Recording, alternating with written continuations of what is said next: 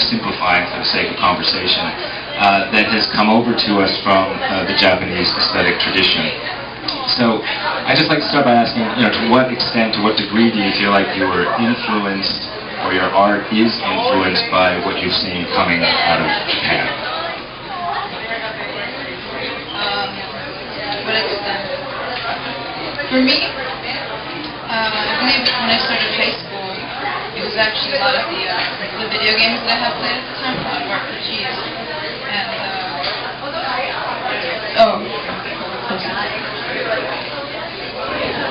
growing up, I had a love for simple cartoons that I see on TV, and then I grew into American comic books, but I couldn't find, I guess, my niche as to what I prefer or what I would like to get into. Okay, louder. So it wasn't until the beginning of high school that playing video games and RPGs, that particular art style, to me was, I guess, favorable. It was kind of a mix of what I like between very cartoony and very realistic, and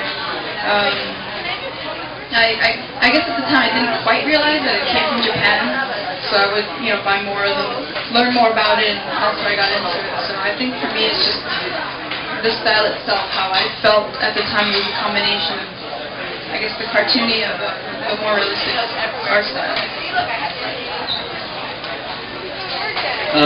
Okay, aesthetically, I appreciate the characters, the way, kind of how Melissa said, they can go from one extreme to the other, realistic to cartoony, and I find that more expressive than most American comic books. And I find it easier to look at manga just because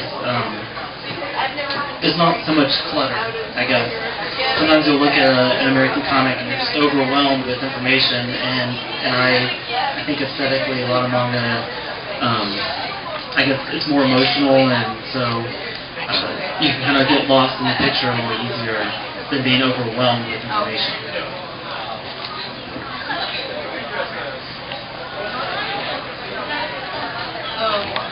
In my case, I am from Korea, and I grew up with manga influence, Korean comic, manhwa, and also a lot of Japanese comics. So for me, it was very natural how it looks, and we are neighbor countries, so it's easy to express their pop culture. So, but it's very different also from Korean sensibilities.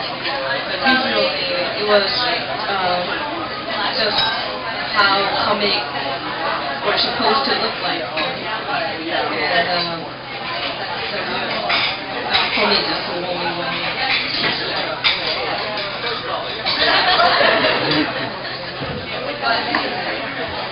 It's a tripod.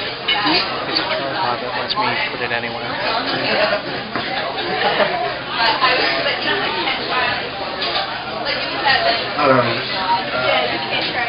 I don't really think about how influenced, I'm Japanese, and I read comics because my brother always buy comics, anime magazines, and I was like, wow, this is awesome, you got taste, wow, this is so exciting.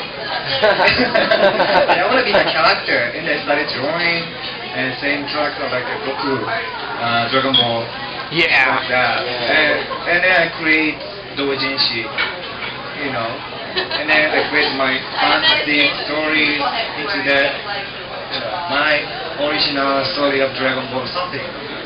And then realize that, I can make a story, and I have a skill to make comics, and that's how I started.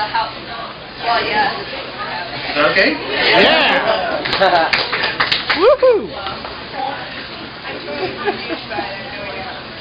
That's a great example of what I was just saying a few minutes ago about the fact that fandom or fan participation is really built into the culture of manga and anime in Japan. So you have an example of Otsuka-san actually drawing Dragon Ball Z or Dragon Ball Z characters to start off his own career. And I should add an anecdote that came to me during the research for the book. When I was in California talking to a high school drawing teacher who